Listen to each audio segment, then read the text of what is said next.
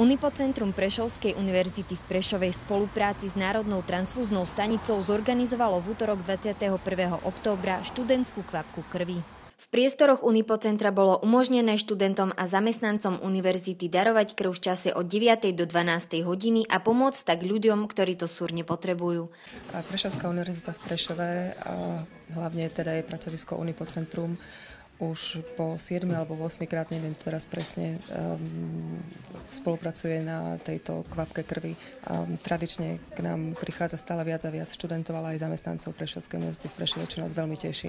Podľa Národnej transfúznej služby Slovenskej republiky sa každoročne na Slovensku spotrebuje vyše 180 000 transfúznych jednotiek červených krviniek. Darca príde, zaregistruje sa, urobíme samoorientačné vyšetrenie hemoglobínu, skontrolujeme dotazník, anamnézu, zhodnotíme, či je vhodný alebo nevhodný na darovanie krvi. Podľa informácií transfúznej služby je po odbere krv spracovaná na zložky, ktoré môžu pomôcť zachrániť ľudské životy, či už pacientom, ktorí krv potrebujú počas operácií, po transplantáciách a po vážnych úrazoch, pacientom trpiacich poruchami zrážania krvi, ale aj tým, ktorí sa liečia na nádorové ochorenia. Prečo si darovala krv? Pre dobré veci. Aby som pomohla, keď treba.